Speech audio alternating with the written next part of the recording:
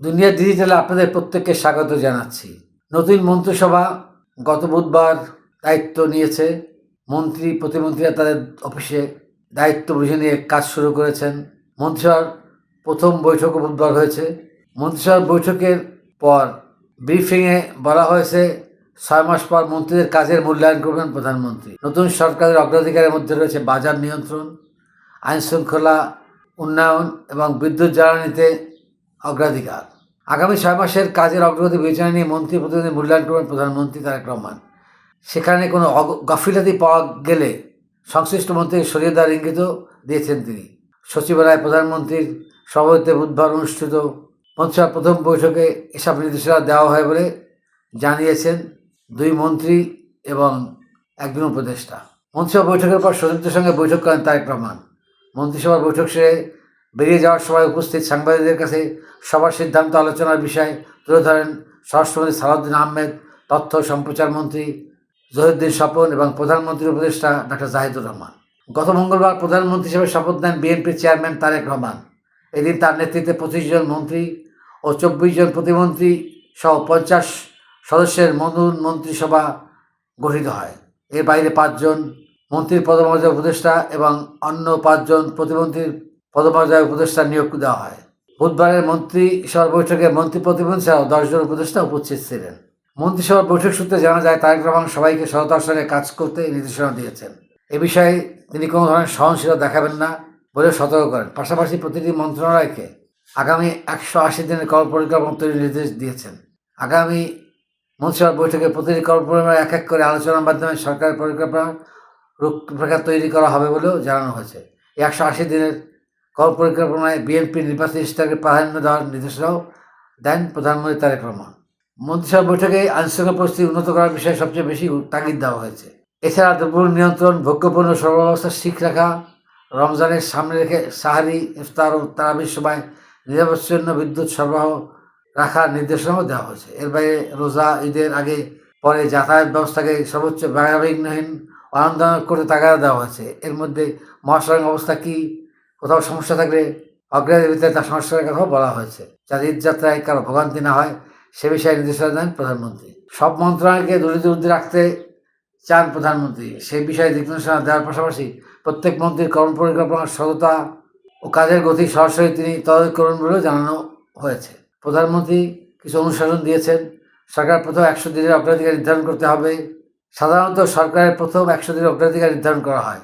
এবার 180 দিনের অগ্রাধিকার নির্ধারণ করেছে সরকার। 180 দিন অর্থ 6 মাস।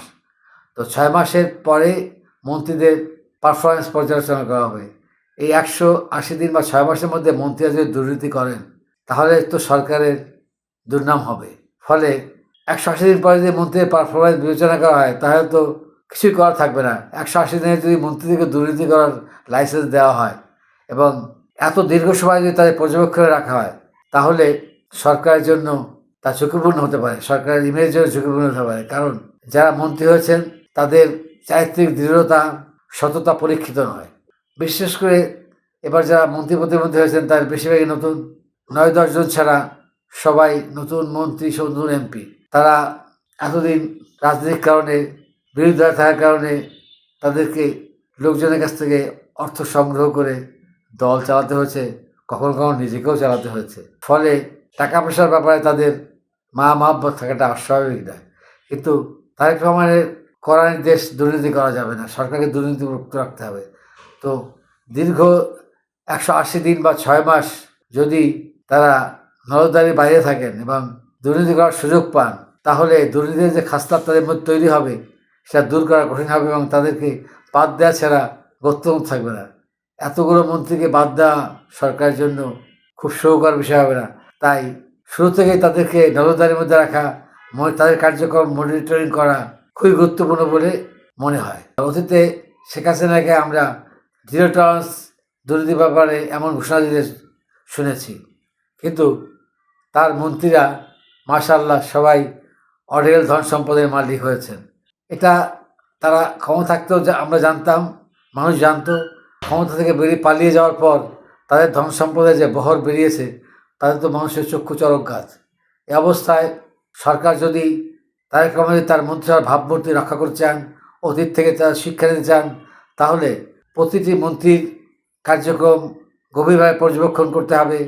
এবারে যত ধরনের মনিটরিং, গোয়েন্দা তথ্য সবই নিতে হবে। তা না হলে মন্ত্রীদেরকে লোহার শিকল দিয়েও দুর্নীতি থেকে মুক্ত রাখা যাবে না। কারণ বাংলাদেশের রাজনীতিতে যে কালচার, দুর্নীতি যেভাবে অঙ্গীভূত হয়ে গেছে, তাতে মন্ত্রীদের দুর্নীতি মুক্ত রাখা নেক্সট টু ইম্পসিবল বলা যেতে পারে। তারপরও দেশকে বাঁচাতে হলে, সরকারের ভাবমূর্তি রক্ষা করতে হলে, তারেক রহমানকে নিজের সম্মান বাঁচাতে হলে অবশ্যই তার মন্ত্রীদের সভাকে স্বচ্ছ হতে হবে এবং সেক্ষেত্রে কোনো ধরনের আপোষ করার কোনো সুযোগ নেই। সততা হচ্ছে এমন এক জিনিস যেখানে অসততার সামান্য স্পর্শের সুযোগ নেই। যেমন এক কলসি দুধের মধ্যে এক ফোঁটা গোচনা পড়লে যেমন দুধের বিশুদ্ধতা আর থাকে না, তেমনি সততার মধ্যে এক বিন্দু অসততার প্রবেশ সততাকে অসততায় পরিণত করে। আমরা আশা করব বাগাড়ম্বর নয়, তারেক রহমান তার মন্ত্রীদেরকে সঠিক পদে পরিচালনা করবেন, নিজে সৎ থাকবেন, তার মন্ত্রীদেরকেও সৎ রাখবেন, বাংলাদেশের সততার নতুন সরকার উপহার দেবেন। তা না হলে হাসিনার যে পরিণতি হয়েছে, পরবর্তী সব সরকারের পরিণতি একই হতে বাধ্য। কারণ হাসিনা কিন্তু জোর করে ক্ষমতায় ছিল। জনগণের রায় পেলে বা জনগণের রায় দেওয়ার সুযোগ পেলে হাসিনা ইতিহাসে আস্থা করে বহু আগে নিক্ষিপ্ত হতেন। তারেক রহমানকে মনে রাখতে হবে, তার সরকারের পক্ষে জোর করে ক্ষমতা থাকা সম্ভব হবে না। কারণ তরুণ সমাজ যারা হাসিনাকে ক্ষমতায় থাকতে দেয়নি, ক্ষমতাকে বিতাড়িত করেছে, তারা কিন্তু সক্রিয় আছে। গণমাধ্যম, সামাজিক যোগাযোগ মাধ্যম সক্রিয়। কোনো অন্যায়, অবিচার, অপকর্ম করলে তা কিন্তু গোপন থাকবে না। অতএব সাধু সাবধান। ধন্যবাদ। দর্শক, আমাদের এই চ্যানেলটি যদি আপনার ভালো লেগে থাকে তাহলে অবশ্যই লাইক, কমেন্ট, শেয়ার এবং সাবস্ক্রাইব করে আমাদের পাশে থাকুন। আপডেটেড প্রতিটি মুহূর্তে দুনিয়া digital, world news meets truth.